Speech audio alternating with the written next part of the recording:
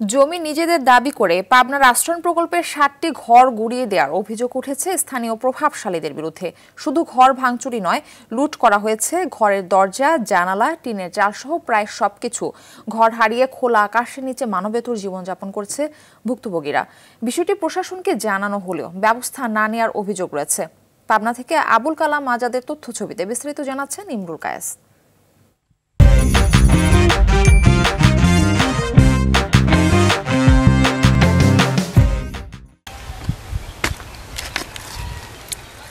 এ যেন এক ধ্বংসস্তূপ। এ চিত্র পাবনার সদর উপজেলার ভাড়ারা পশ্চিম জামুয়া গুচ্ছগ্রামে নির্মিত আশ্রয়ণ প্রকল্পের। স্থানীয়রা জানায়, আওয়ামী লীগ সরকারের আমলে ৬০টি ভূমিহীন পরিবারকে জমিসহ ঘর দেওয়া হয়। তবে ছাত্র জনতার আন্দোলনের পর সেই জায়গাটি নিজেদের বলে দাবি তোলেন স্থানীয় একটি প্রভাবশালী চক্র। ৮ আগস্ট রাতে আশ্রয়ণ প্রকল্পের বাসিন্দাদের অস্ত্রের মুখে ঘর ছাড়তে বাধ্য করে অস্ত্রধারী সন্ত্রাসীরা। রাতের আধারে গুড়িয়ে দেওয়া হয় আশ্রয়ণ প্রকল্পের ঘর হারিয়ে খোলা আকাশের নিচে মানবেতর জীবনযাপন করছে ভুক্তভোগীরা। অস্ত্র কানের সাথে বাধা দিয়ে কয় তামার লোক চলে গেছে, তুই কোন শর্তে এনে লইছিস ক। লাস্টে আমার ওয়াইফ গড়ে ৩ কোরআন শরীফও বাই হইবে দেয় না, আগুন ধরা দিবের বসে। আমরা সেহনি আমি ওই লেগা লাস্টে আমি হতেন বিদায় লিছি। আমার হনে ১.৫ লক্ষ টাকার আমার নিজস্ব আমি ভ্যান চলা খাই। আমি এই ভ্যান চলা যাবার কষ্ট করে আমি হনে গরু বাছুর পুষতেম, কষ্ট করে সমিতি তুলে যে আমি বুঝতে পারা কতকাল বাস করবো, যদি কষ্ট করে যদি একটু জায়গা জমি আমি লাগতে পারি। এই জন্য আমি কত কষ্ট করে আমি অনেক গরু বাছুর পোষার জায়গা বানাইছিলাম, একটু ঘর তুলেছিলাম আমার টাকা দিয়ে। আমার কোনো কিছু লিয়াসপের দেয় নাই, সব মানে ভাঙিয়ে চুরি। আপনারা দেখবেন হনে আমার গরুর গুঁড়া আছে কইল দেখবেন ওই গনে।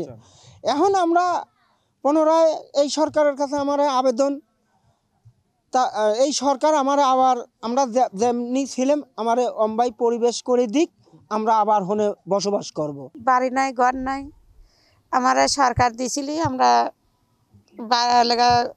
আশা হরে বাড়িতে ঘরে উঠেছিলাম যে আমরা কুল পাই গেছি।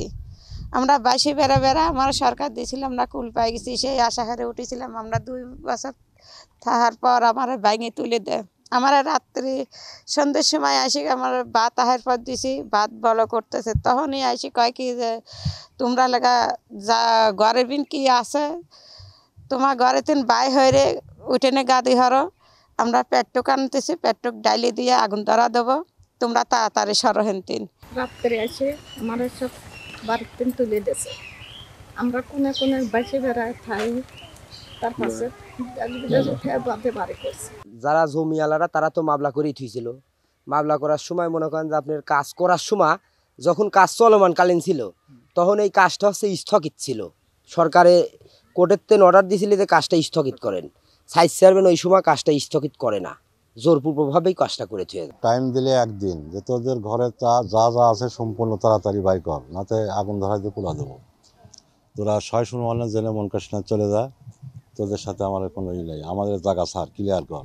বিষয়টি প্রশাসনকে জানানো হলেও ব্যবস্থা না নেওয়ার অভিযোগ স্থানীয় জনপ্রতিনিধির। এই শীতের দিনে পাতলা নেকড়া কাপড় দিয়ে ঘর ঢেকে তারা কিভাবে মানবতার জীবনযাপন করছে, আমার মনে হয় জাহিলাতি যুগেকেও হার মানায় গেছে বর্তমানে এই কাহিনী। তাদের টিউবওয়েল নাই, পানি খাওয়ার কোনো ব্যবস্থা নাই। এই শীতের মধ্যে আমি ইউনিয়ন পরিষদ থেকে সরকারের যে কিছু কম্বল পেয়েছিলাম সেগুলোও সেখানে ডিস্ট্রিবিউশন করছি।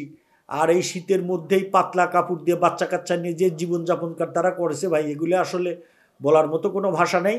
তবুও আমি আমার কর্তৃপক্ষ বিষয়টা অবগত করছি। আমি চাচ্ছি খুব তাড়াতাড়ি আপাতত কিছু টিউবওয়েল আর কিছু আপাতত স্যানিটেশনের ব্যবস্থা যাতে ওখানে করা যায়, কারণ ওরা তো মানুষ, ওদের কিন্তু হক, ওরা কিন্তু কোথায় যেখানে ছিল ভালোই ছিল, ওদেরকে কিন্তু সরকার ঘর করে দিয়ে ওদেরকে আইনে কিন্তু এই বিল্ডিং ঘরে বসবাস করার স্বপ্ন দেখাইছে। আবার যখন ওদেরকে উচ্ছেদ করে দিচ্ছে তখন সব মহলকে জানানোর পরেও আমি জানি না কোনো অদৃশ্য কারণে সবাই নিশ্চুপ এই বিষয়ে। এদিকে আশ্রয়ণ প্রকল্পের জায়গা নিয়ে সিনিয়র সহকারী জজ আদালতে মামলা চলমান আছে দাবি করে সাইনবোর্ডও ঝুলিয়েছে প্রভাবশালী মহল। ঘটনা তদন্ত করে দোষীদের বিরুদ্ধে ব্যবস্থা নেওয়ার পাশাপাশি ক্ষতিগ্রস্তদের পুনর্বাসনের আশ্বাস প্রশাসনের। আমার নজরে আসার পর আমি সদরের উপজেলা নির্বাহী অফিসার সাংবাদিককে সরেজমিনে পরিদর্শন করে একটি প্রতিবেদন দিতে বলেছি এবং উনি যথারীতি সেটি দিয়েছেন এবং এর আলোকে এগুলো পুনর্নির্মাণ অথবা মেরামত করার বিষয়ে আমরা ঊর্ধ্বতন কর্তৃপক্ষের কাছে প্রেরণ করব। ইমরুল কায়েস, RTV।